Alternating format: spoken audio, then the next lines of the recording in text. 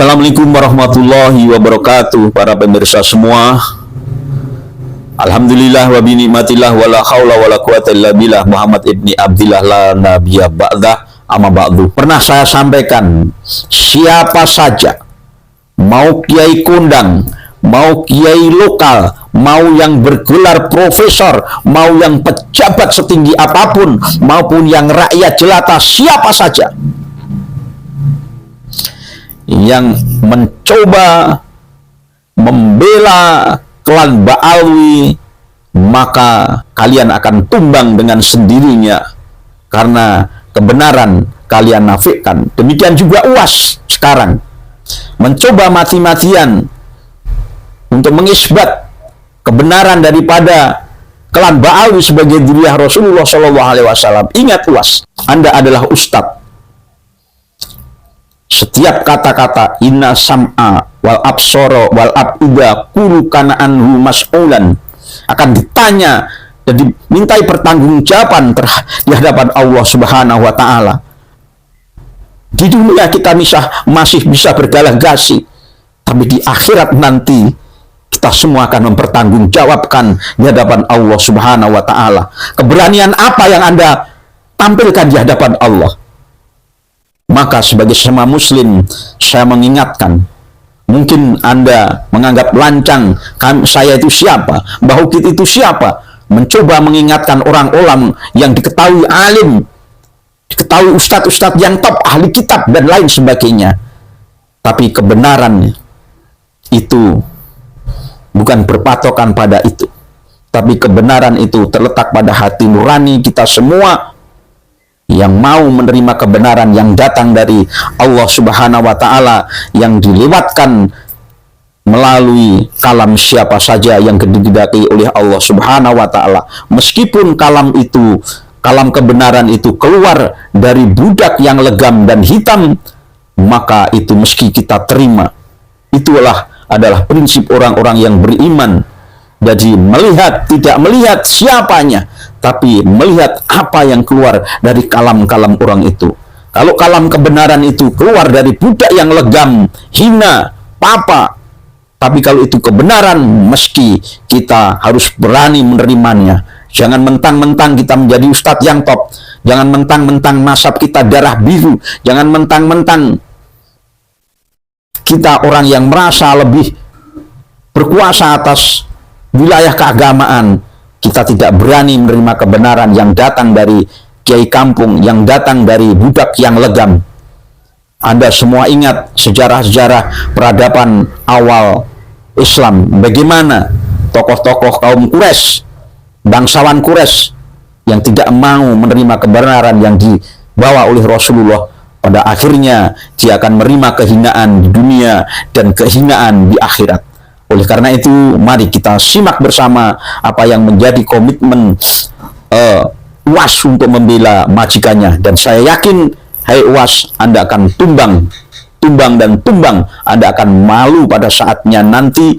Dan saya berharap mudah-mudahan Allah memberi hidayah kepada kita semua untuk bisa menerima kebenaran. Termasuk Anda, hai UAS, bisa menerima kebenaran terhadap tesis Kiai Haji Imaduddin Utsman Al-Bantani. Anda tidak lagi menyampaikan fatwa-fatwa, tidak lagi menyampaikan narasi-narasi tentang kebenaran nasab Ba'alwi sebagai dzurriyyah Rasulullah SAW. Ini pertanggungjawabannya besar di hadapan Allah, karena nasab yang Anda garap adalah nasab orang yang paling termulia di dunia ini, yaitu junjungan kita Nabiullah Muhammad Shallallahu Alaihi Wasallam. Saya berbuat seperti ini bukan karena kami hasad kepada Anda, tapi murni semata-mata karena nasab suci Rasulullah Shallallahu Alaihi Wasallam yang mencoba diotak-atik oleh oknum-oknum yang tidak bertanggung jawab. Sebagaimana Bani Fatimiyah dulu mengotak-atik, maka turunlah Salahuddin Al-Ayyubi untuk tegak berani menegakkan kalam kebenaran bahwa Bani Fatimiyah itu adalah Bani yang kadab, pembohong, yang menisbatkan diri sebagai dzurriyyah Rasulullah. Maka Salahuddin Al-Ayyubi datang menghancurkannya. Itu adalah prinsip kami, yaitu karena nasab yang diutak-atik adalah nasab junjungan kami Nabiullah Muhammad sallallahu alaihi wasallam. Selamat menyimak bagaimana pemaparan UAS dan bagaimana pemaparan sahabat kami Kiai Suparman, salah satu pejuang PWLS Sabilillah Lampung yang gigih berjuang, rela menanggalkan kepopulerannya demi memegang tegak kebenaran yang disampaikan oleh Kiai Haji Imaduddin Usman Al-Bantani. Salut kepada Ustadz Suparman, berani tegak di atas marwah keilmuan. Selamat menyimak. Jadi kalau ada orang yang mengecam Al-Habaib Ba'alawi, maka sesungguhnya dia sudah meruntuhkan Ratib Al-Affaf, Ratib Al-Haddad. Kerjaan siapa ini? Kerjaan komunis. Karena yang benci kepada zuriat Nabi SAW hanya orang yang tidak bertuhan. UAS mengatakan orang yang menolak nasab Ba'alawi adalah komunis. Karena orang yang membenci zuriat Nabi adalah komunis. Kita balikan ke UAS. Apa benar Ba'alawi itu zuriat Nabi? Ini yang mesti dipertegas. Kenyataannya Ba'alawi itu bukan zuriat Nabi. Jadi kita hari ini bukan dalam rangka menolak zuriat Nabi, tapi kita semua menegaskan Ba'alawi itu terbukti bukan zuriat Nabi. Maka jangan ngaku-ngaku sebagai keturunan Nabi. Lalu UAS mengatakan orang yang menolak Ba'alawi sebagai cucu Nabi justru dengan tuduhan komunis. Apa yang dilakukan UAS ini merupakan pembodohan terhadap umat. Ini pembodohan sebetulnya. Umat itu diberikan ilmu, bukan diindoktrinasi, apalagi diancam. Justru sebetulnya ketika Anda kekeh menyatakan Ba'alawi sebagai keturunan Nabi padahal bukan, itu masalah mendasarnya. Disitulah dosa besarnya. Komunis itu kan menghalalkan segala cara asal tujuan tercapai. Ini kok mirip cara-caranya sedemikian rupa. Kita lanjut ya. Ya tarim, ya tarim, ya tarim, ya tarim, syailillah, syailillah, syailillah, syailillah. Nah, khususnya ini nih, apa yang dinyanyikan UAS ini bukan sholawat, saudara. Apa yang dinyanyikan UAS ini sebuah lagu memuji-muji sebuah daerah, yakni di Tarim Hadramaut.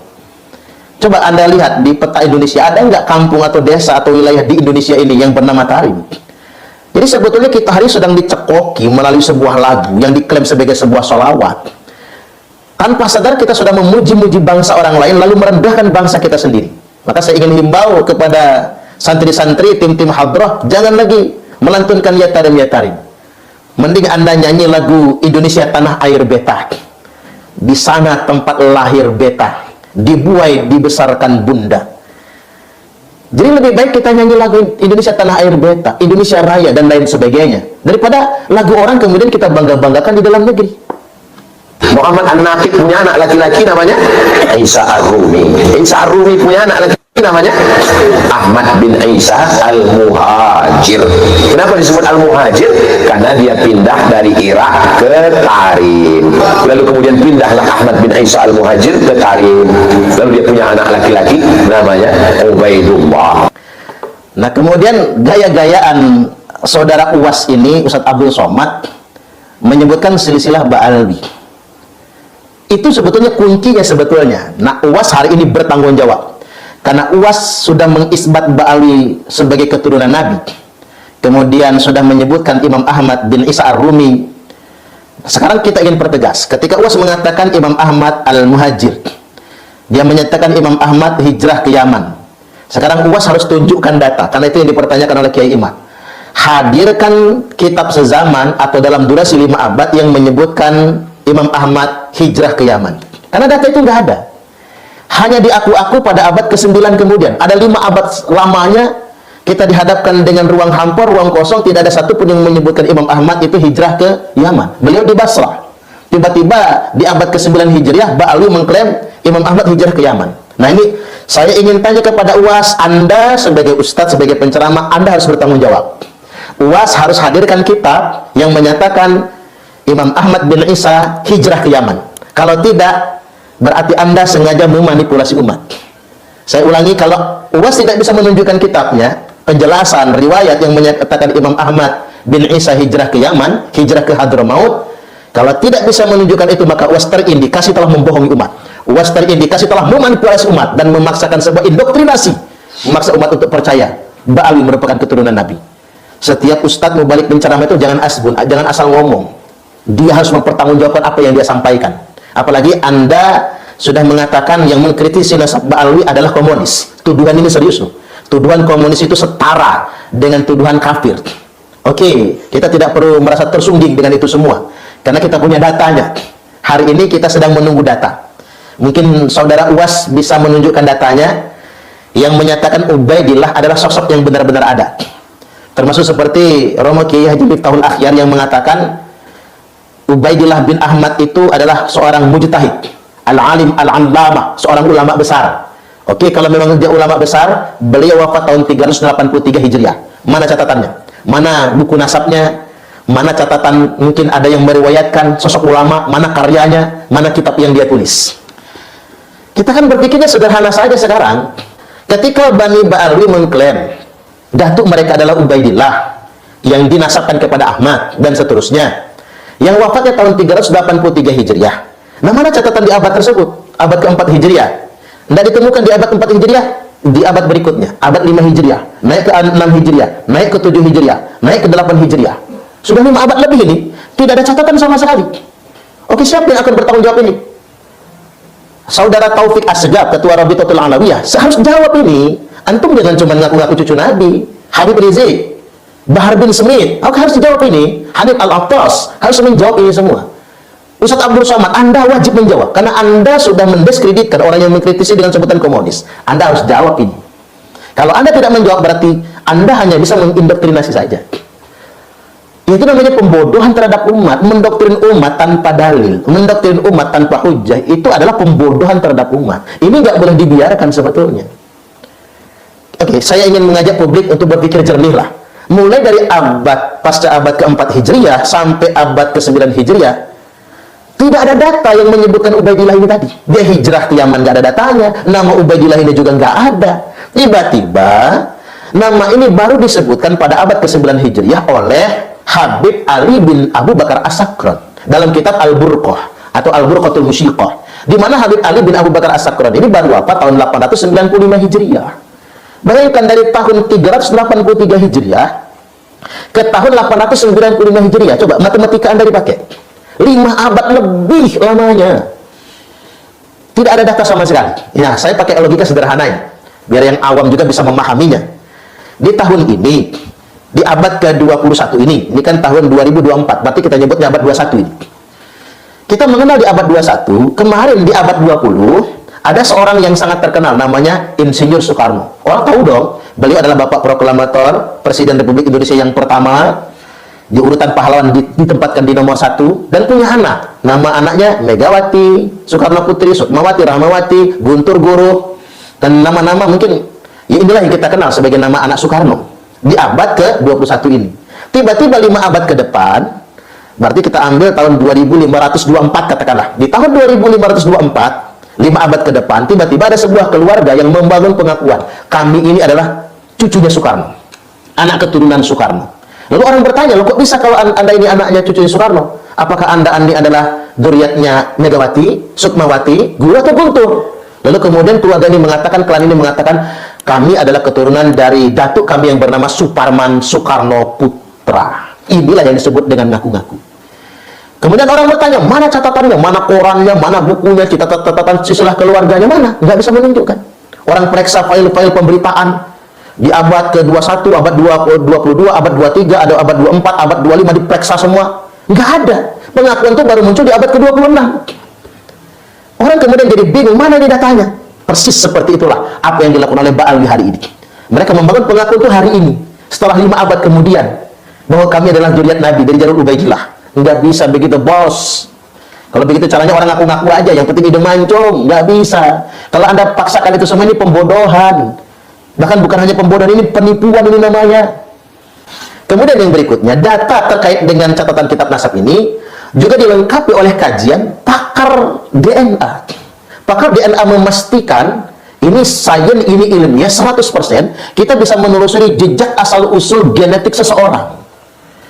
Tiba-tiba kemudian Rabitatul Alawiyah, kemudian Maktab Daimi yang selama ini juga menggunakan tes DNA untuk memastikan keabsahan nasab seseorang, bahkan Rizik Syihab pernah nantang semua yang ngaku-ngaku cucu Nabi wajib tes DNA, kata Rizik Syihab. Tiba-tiba hari ini anti DNA, lalu mengharam-haramkan DNA.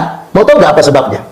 Coba mau tahu nggak apa sebabnya? Sebab paling utamanya adalah karena mereka sebagian sudah tes DNA dan DNA-nya terbukti G semua, nggak ada yang meleset. Itulah hikmah dan berkahnya mengapa Ba'alwi itu nggak mau menikahkan anak perempuannya kepada laki-laki yang bukan dari golongan mereka. Karena Allah ingin tunjukkan pada akhirnya tidak ada satupun dari keturunan mereka yang genetikanya bermutasi kepada jenis yang lain. Bagi mereka, larangan menikahkan Habibah dengan selain dari klan mereka itu merupakan sebuah keharaman dan tidak kafaah. Bagian dari mereka, bagian dari upaya mereka menjaga nasab. Ternyata justru itulah cara Allah untuk membuktikan kalau mereka semua sebroyot, semua haplogrupnya G, nggak ada yang bermutasi kemana-mana. Jadi Allah betul-betul ingin membongkar semua. Walau dalam bahasa awamnya begini, nih, mengapa mereka tidak mau menikahkan anak perempuan mereka dengan laki-laki di luar klan mereka? Karena Allah ingin tunjukkan, nih, ternyata memang mereka bukan zuriat Nabi Sallallahu Alaihi Wasallam. Kan ada hikmahnya. Selama ini kan kita mikir-mikir, ya ngapalah gitu ya. Ba'alwi ini, kalau perempuan mereka dinikahkan orang ahwal, orang pribumi, apalagi hidungnya pesek, misalnya, mereka ngamuk-ngamuk, marah-marah, haram hukumnya, tidak kafaah dan lain sebagainya. Tapi di sisi lain, bahaya juga kalau perempuan mereka bercampur menikah dengan mungkin dengan keturunan Wali Songo, di mana keturunan Wali Songo ini kan punya haplogrup J1 sejalan dengan haplogrup Nabi.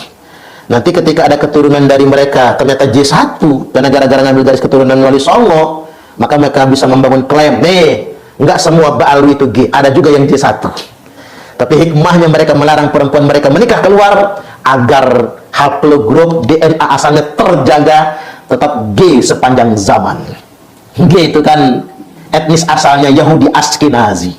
Kita nggak mempermasalahkan asal lah. Saya juga mungkin kalau dites DNA dulu mungkin suku apa barangkali kan. Jangan-jangan mungkin ada gen Cinanya saya ini, atau jangan-jangan ada gen Afrikanya barangkali. Nggak penting bagi saya. Tidak perlu membuli leluhur kita semua. Yang penting adalah ketika kita ditakdirkan hidup hari ini, itu kita syukuri. Hidup hari ini bil iman wal Islam, dengan iman dan Islam. Ini kan mesti kita syukuri. Makanya tidak ada persoalan tentang DNA asal kita siapa. Entah saya ini DNA asalnya X, Q, O, entah apalah namanya, saya nggak ngerti, barangkali nggak penting. Tapi hari ini kita sebagai orang yang Allah anugerahi keimanan dan keislaman, ini nikmat yang sungguh luar biasa. Sama buat Ba'alwi juga, mengapa harus ditolak? Kalau memang G, ya sudah G. Yang nggak boleh itu, kita ini secara saintik DNA-nya bukan dari Nabi, kok ngaku-ngaku cucu Nabi, itu aja masalahnya. Kata kuncinya cuma satu itu. Kalau bukan keturunan Nabi, jangan ngaku keturunan Nabi. Oh, Pak Was, tolong aja sahabat-sahabat Anda itu, ajak oleh Anda meneliti. Coba kaji lagi tes DNA itu. Kalau memang G, bukan G1, ya sudah. Jangan ngaku keturunan Nabi, G. Dosanya di situ soalnya. Saya malah ingin ke depannya, biar kita nggak latah ngaku keturunan Nabi. Orang yang ngaku anak cucu Nabi disamakan dengan orang yang ngaku Nabi, ngaku Imam Mahdi, bisa dipidanakan dengan pasal penodaan agama. Karena apa? Pengakuan akan cucu Nabi tersebut justru dijadikan privilege, hak istimewa, bahkan dijadikan alat kriminal untuk mengeksploitasi umat, untuk ngedawil dan lain sebagainya. Kemudian yang berikutnya, biar dipikir juga oleh kita semua, termasuk oleh saudara UAS. Ubaidillah itu kan nama yang cacat dalam sejarah.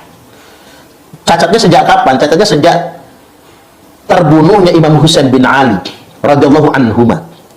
Imam Husain bin Ali itu dipenggal kepalanya oleh Ubaidillah. Jadi orang jahat yang telah membunuh Imam Husain, cucunya Nabi itu namanya Ubaidillah. Sekarang kita pakai logika yang sederhana saja. Yang bunuh kakek kita itu Ubaidillah loh namanya. Masa kita punya anak mau dikasih nama Ubaidillah? Kan nggak masuk akal. Oh, nama asalnya Abdullah, lalu ditasgir biar gak sombong Ubaidillah. Itu mah bisa-bisaan dulu aja ngarang, ditasgir, tawadhu, bisa-bisaan. Ngarang sedemikian rupa. Ada aja cara ngelesnya. Memang begitu, kebohongan akan ditutupi dengan kebohongan berikutnya ditambah dengan seaber kebohongan. Makanya mereka selalu kalau ceramahnya itu tentang kisah-kisah palsu semua, kisah-kisah khurafat yang dibangun atas dasar kebohongan. Pahlawan nasional, pahlawan republik ini diklaim semua. Apa-apa yang menjadi bagian dari sejarah bangsa diklaim semua. Karena apa? Terbiasa berbohong. Maka semuanya dibangun berdasarkan kebohongan-kebohongan yang berikutnya. Belum lagi kemudian ada sosok fenomenal Ubaidillah bin Ahmad Al-Habib. Makanya identik semua Ubaidillah bin Ahmad Al-Habib. Ini adalah sosok yang mendirikan dinasti Fatimiyah, yang kemudian menjadi sultan dinasti Fatimiyah di Mesir, raja dinasti Fatimiyah. Mengapa orang Mesir kemudian percaya? Karena orang ini ngaku-ngaku cucu Nabi. Jadi cara Ubaidillah bin Ahmad untuk menguasai masyarakat Mesir agar percaya dan tunduk sama dia, dia membangun sebuah dinasti yang mengatasnamakan cucu Nabi, dinasti Fatimiyah.